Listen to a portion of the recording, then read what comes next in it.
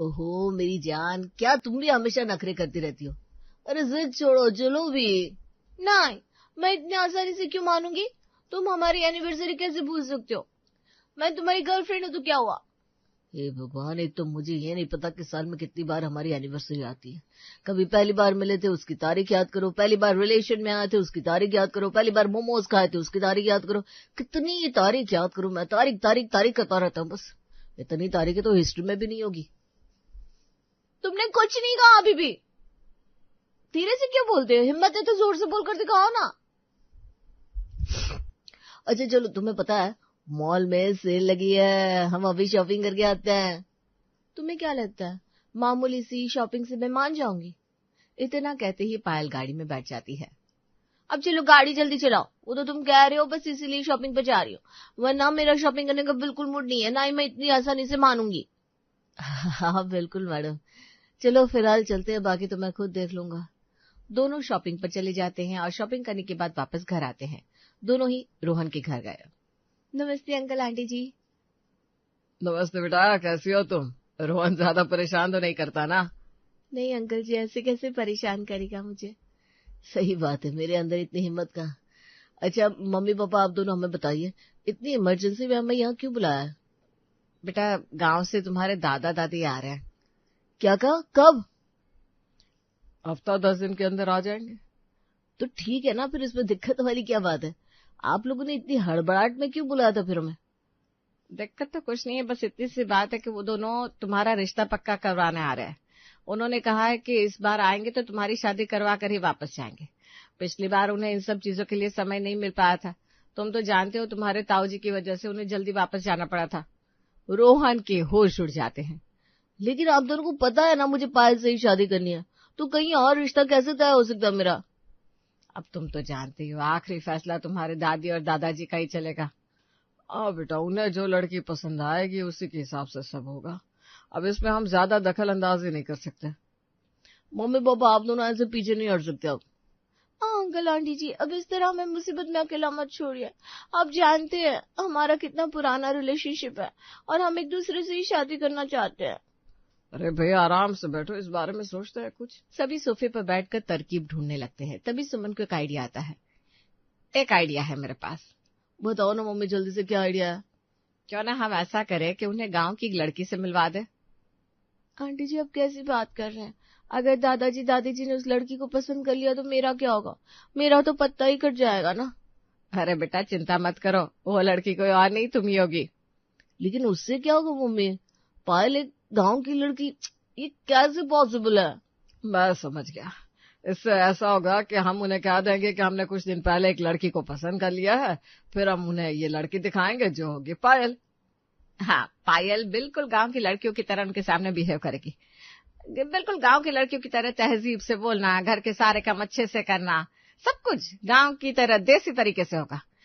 कुल मिलाकर दादा दादी के ऊपर इतना तगड़ा इंप्रेशन छोड़ना है कि वो इम्प्रेस हो जाए। ओ मम्मी क्या बात है, क्या गजब आइडिया निकाला है आपने। इस तरह दादा दादी पायल के लिए मान जाएंगे। बिल्कुल, है ना मस्त। अब बस पायल बेटा, तुम्हारे पास हफ्ता 10 दिन बचा है। तुम गांव की लड़की बनने की अच्छे से प्रैक्टिस करना और उन्हें इम्प्रेस कर देना। अरे आप बिल्कुल चिंता मत कीजिए, मैं उन्हें इस कदर इम्प्रेस कर दूंगी कि वो उसी दिन मेरी शादी करवा देंगे। बेटा, ऐसे इम्प्रेस करना कि रोहन से शादी करवाए, किसी और से नहीं, क्योंकि अब सब तुम्हारे हाथों में है। जी अंकल जी, चिंता मत कीजिए।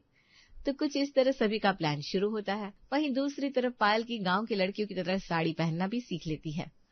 अरे यार, साड़ी पहनना कितना मुश्किल काम है। मुझे तो घर के काम भी अच्छे से नहीं आते, लेकिन कोई बात नहीं, मैं सब करके रहूंगी।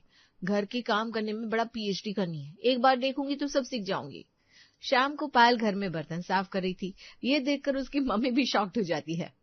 मुझे तो समझ में नहीं आ रहा, मैंने कौन सा चमत्कार देख लिया? क्या तुम सच में मेरी ही बेटी हो? कहीं तुम मेरी बेटी के रूप में कोई एलियन तो नहीं हो? मम्मी बस करो ना, इतना भी नहीं हो रहा। मुझे अभी आप काम पर फोकस करने दो। मुझे एक हफ्ते में सारा काम सीखना बहुत जरूरी है। क्यों? ऐसा क्या कह दिया रोहन के घर वालों ने तुमसे? देखो, इस तरह की कोई भी जबरदस्ती हम नहीं झेलेंगे। तुम्हें जबरदस्ती कुछ भी करने की जरूरत नहीं है। नहीं मम्मी, उन्होंने ऐसा कुछ भी नहीं कहा, बल्कि वो सब तो मेरी ही टीम में है। बात कुछ और है। क्या बात है, बताओ भाई मुझे भी। पायल शीला को सारी बात बताती है। ओहो, तो ऐसा है। कोई बात नहीं, तुम अच्छे से सब करना, लेकिन तुम्हें डरने की कोई जरूरत नहीं, ये सब इतनी भी बड़ी बात नहीं है। मम्मी बड़ी बात क्यों नहीं है? मेरे और रोहन के फ्यूचर का सवाल है, मैं ऐसे ही सब खराब होने नहीं दे सकती, मैं सब ठीक करके रहूंगी। पायल पूरे जोश में थी और वो ऑनलाइन गांव के बारे में जितना सीख सकती थी उसे सीखने की कोशिश की। इस तरह समय गुजरता है और आखिरकार परीक्षा का दिन भी आ जाता है। गांव से विमला और महेश दोनों आ जाते हैं। रमेश और सभी उनके पैर छूते हैं। प्रणाम दादी, प्रणाम दादाजी, प्रणाम मम्मी जी, प्रणाम पापा जी। प्रणाम मम्मी जी, प्रणाम पापा जी। प्रणाम प्रणाम बच्चों, बताओ कैसे हो? सब खैरियत? जी पिताजी, सब बिल्कुल ठीक है। मैं सबके लिए चाय नाश्ता बनाकर लाती हूँ।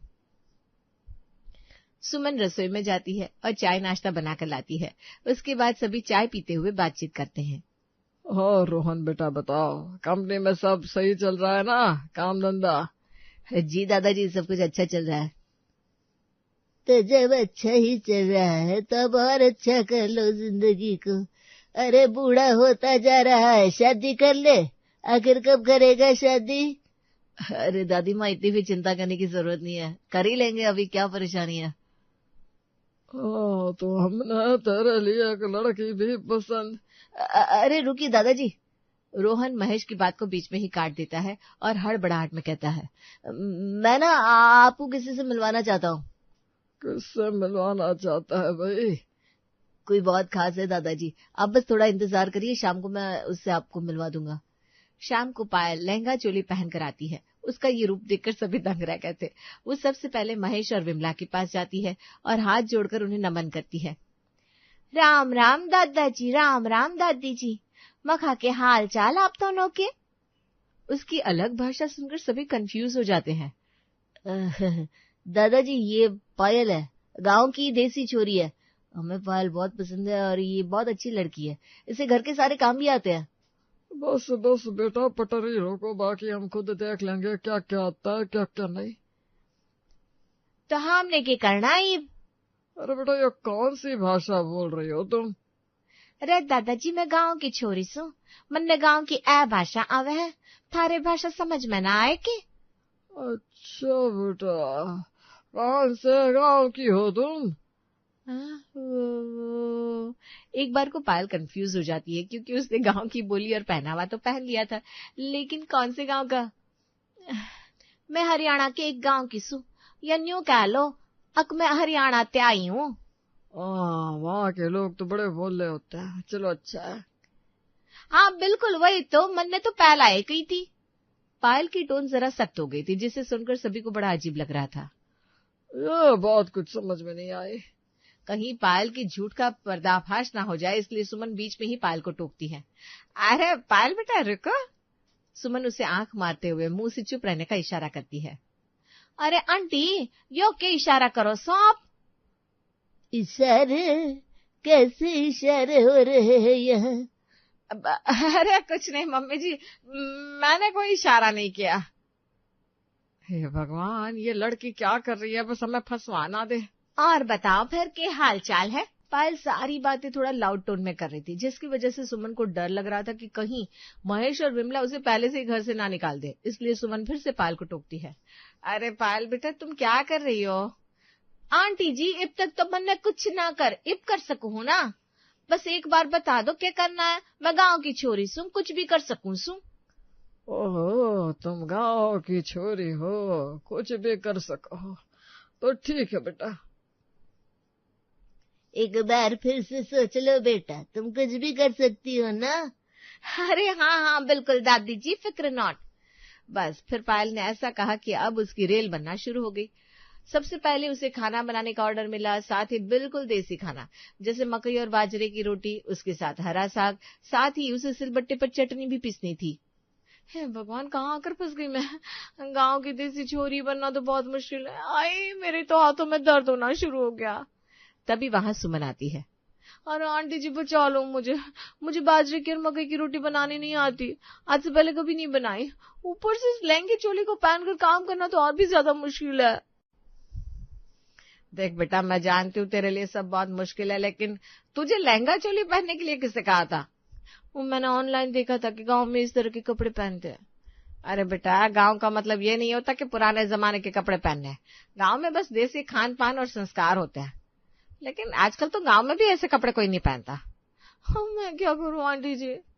तुझे सबको अच्छा अच्छा बनाकर खिलाना होगा।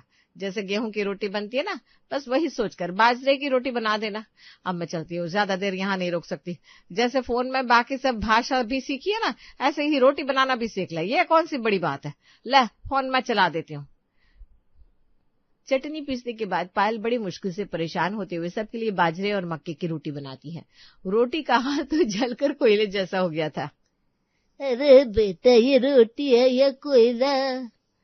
अब दादी जी, बाजरे और मक्की की रोटी तो सख्त है होवे ना, बस जाता है। अरे इतनी भी सख्त नहीं होती कि किसी के खाने पर उसके दांत ही तोड़ दे। वो तो शुक्र है पहले ही मेरे सारे दांत टूट गए, वरना ऐसी रोटी खाकर एक भी दांत बचने वाला नहीं था मेरा। बेटा, इसके साथ मक्खन तो है नहीं, खाने का मजा नहीं आएगा। एक काम करना, कल से तुम मक्खन भी निकाल लेना, फिर खाने का मजा दोगुना हो जाएगा। हाँ, कल तो तुम्हें और भी बहुत सारे काम करने हैं। इस तरह पहले ही दिन पायल से बहुत सारा काम करवाया जाता है और वो अपने घर जाते ही बेड पर लेट जाती है। भगवान, आज तो मेरी कमर टूट गई। ये सब नाटक करना कितना मुश्किल है। कल देखते हैं क्या होगा। अगले दिन पायल साड़ी पहनकर जाती है। देखो कितनी प्यारी लग रही है। हाँ हाँ, धन्यवाद दादी जी। अच्छा, तो आज की करना है मन्ने? अब बेटा तुम यहाँ आ गई हो तो जरा मक्खन निकाल दो, उसके बाद एक और काम करना। क्या काम दादी जी? अरे बेटा, पहले मक्खन तो निकाल कर लाओ, फिर बताती हूँ। अब पायल को मक्खन निकालना तो आता नहीं था, लेकिन जैसे तैसे करके बड़ी स्ट्रगल करने के बाद वो मक्खन निकाल लेती है। बेचारी काफी थक जाती है, लेकिन वापस हॉल में आती है। अब क्या करना है? कुछ नहीं बेटा, जरा हमारे पैर दबा दे। अब तू तो गांव की छोरी से, तुझे तो इन सब की आदत होनी है। हाँ हाँ बिल्कुल, बहुत घनी आदत से। अब पायल पहले 2 घंटे तक विमला के पैर दबाती है, उसके बाद अब अपने दादाजी के पैर भी दबा दे। फिर वो महेश के पैर दबाती है। पायल थककर इतनी चूर हो गई थी। अब अगले कुछ दिनों तक पायल का ये रूटीन बन गया। जो महेश और विमला उसे करने को कहते उसे करना पड़ता। एक दिन जब वो ऊपर छत पर जाती है तब रोहन, क्या बात है, इस तरह साइड में क्यों बुलाया? मैं बहुत ज्यादा थक गई हूँ, अब मुझे नहीं होता ये गाँव की छोरी बनने का काम। कितना मुश्किल है दादा दादी को पटाना, मुझसे और नहीं होने वाला। लेकिन देखो जान, हमें करना तो होगा ही। बस कुछ दिन की बात और है, फिर हम दोनों की शादी हो जाएगी। थोड़ी सी मेहनत और कर लो ना। सारी मेहनत मैं कर रही हूँ, तुम्हें तो कुछ नहीं करना पड़ रहा है। तुम्हें पता है घर का इतना सारा काम करने के बाद 2-4 घंटे पैर दबाने पड़ते हैं। अभी तो मुझे दादी जी के सिर की चंपी भी करनी है। पता है, सिर की चंपी 1-2 घंटे तक करनी पड़ती है। मेरे हाथ में कितना ज्यादा दर्द हो रहा है मम्मी। अब ओके, मैं समझ सकता हूँ। देखो, बस कुछ टाइम की बात है, थोड़ा सा और बर्दाश्त कर लो प्लीज। पायल वापस नीचे आती है, जहाँ विमला तेल की कटोरी लिए उसका इंतजार कर रही थी। अरे बेटा, आ गई। मैं कब से तेरा इंतजार कर रही थी। सच में तू न सिर की मालिश बहुत अच्छी करती है। आजा, मेरे सिर की चंपी कर दे। जी अभी कर देती हूँ। अरे बेटा, तूने तो शुद्ध हिंदी बोली आज। है ना, मन ने कद बोली। लगता है हमारे साथ रहकर तुझे भी शुद्ध हिंदी बोलने की थोड़ी आदत सी हो गई है। तू भी जल्दी ही सीख जाएगी। हाँ। अब पायल अगले 1 घंटे तक विमला के सिर की चंपी करती है। पायल के हाथ में बहुत दर्द हो रहा था, लेकिन बेचारी और करती भी क्या। ये नाटक कुछ दिन चला। एक दिन पायल फिर से उनके घर आती है, तब सभी हॉल में बैठकर उसका इंतजार कर रहे थे। क्या बात है, सब इतने सीरियस क्यों बैठे हो? बेटा, हमने रोहन के लिए एक लड़की पसंद की है। हम तुम्हें उस लड़की की फोटो दिखाना चाहते हैं। क्या? हम यहाँ रोहन बेटे की शादी करवाने ही तो आए थे। लेकिन दादाजी। लेकिन क्या बेटा, क्या कहना चाहते हो तुम? वो ये कि अरे साफ साफ बोलो ना दादाजी, क्या मैं आपको पसंद नहीं आई? क्या मेरी और रोहन की शादी नहीं हो सकती? नहीं बेटा, माफ करना, लेकिन गांव की देसी लड़की रोहन बेटे के लिए ठीक नहीं रहेगी। हमें एक लड़की बहुत पसंद आई है और वो हमें पहले से ही पसंद है, पर इसने हमारी बात सुनी ही नहीं और तुमसे मिलवा दिया। अगर इसने पहले पूरी बात सुन ली होती तो इतना कुछ ना होता। ये बात सुनकर पायल की आंखों में आंसू आ गया। तुम चिंता मत करो, तुम भी बैठ जाओ। उस लड़की के माता पिता बस यहाँ आने ही वाले हैं। वो लड़की बहुत अच्छी है, अच्छे खानदान से है। बेटा तुम भी उस लड़की को देख कर जाना और बताना कैसी लगी। ठीक है दादाजी। तभी वहां पायल के मम्मी पापा आते हैं। प्रणाम अंकल जी, आंटी जी। प्रणाम प्रणाम बच्चों, आओ बैठो। Mummy papa? हाँ बेटा, हम भी लड़की को देखने आए हैं। सभी आराम से बैठ जाते हैं। अब लड़की की फोटो ही दिखा दीजिए जिसे हमने रोहन के लिए पसंद किया है। महेश अपनी जेब से एक लड़की की फोटो निकालता है और पायल को दिखाते हुए कहता है, ये देखो बेटा, बताओ लड़की कैसी है। फोटो देखकर पायल हैरान हो जाती है, क्योंकि वो किसी और की नहीं बल्कि खुद पायल की फोटो थी, जिसमें उसने जींस टॉप पहना था। दादाजी, ये लड़की तो... ये लड़की का नाम है पायल, है ना सुंदर? बिल्कुल तुम्हारे जैसे दिखती है। लेकिन ये तो मेरी फोटो है। बिल्कुल सही कहा, ये तुम्हारी तो है फोटो। हमने रोहन के लिए तुम्हें ही पसंद किया था और तुम्हारे माता पिता से पहले ही बात हो चुकी थी। उस दिन हम रोहन को तुम्हारी फोटो दिखा रहे थे, लेकिन इस गधे ने हमें बीच में टोक दिया और बोला ये हमें किसी खास से मिलवाना चाहता है। अगले दिन हमने तुम्हें देखा और पहचान लिया कि वो खास कोई और नहीं, हमारी पसंद की हुई लड़की है। तो दादाजी दादी जी, अगर आप दोनों को पहले से सब पता था तो आपने हमें बताया क्यों नहीं? पता तो हमें भी पहले से था। तो आपने मुझे भी पहले क्यों नहीं बताया? हमने सोचा कि हम भी नाटक का मजा ले लेते हैं। लेकिन पहले बताओ, तुमने ये नाटक क्यों किया? हमें लगा आपको शहर की लड़की पसंद नहीं आएगी, इसीलिए हमने गांव की लड़की आपके सामने पेश करने की कोशिश की ताकि आपको पायल पसंद आ सके। ये सब पुरानी बातें है। क्या गांव, क्या शहर, अब हमें इन बातों से फर्क नहीं पड़ता। हमने तो पायल बिटिया को इसीलिए पसंद किया था कि तुम्हें पसंद आएगी ऐसी मॉडर्न लड़की। तो पिताजी, आपको हमें तो पहले बताना चाहिए था। अरे जब सभी नाटक इतना अच्छा कर रहे थे तो हमने सोचा बीच में क्यों नाटक का मजा खराब किया जाए। हमने सोचा हम भी बहती नदी में हाथ धो लेते हैं। हाँ, हमें लगा कहीं ना कहीं तुम लोग हार मान ही लोगे और हमें सच बता दोगे, लेकिन किसी ने हार नहीं मानी। हमने सोचा देखते हैं कहाँ तक इस नाटक को खींचेंगे, लेकिन मानना पड़ेगा पायल बिटिया के जोश को, जो इसने हार नहीं मानी। चलो शुक्र है सब ठीक हो गया। अब तो धूमधाम से होगी शादी।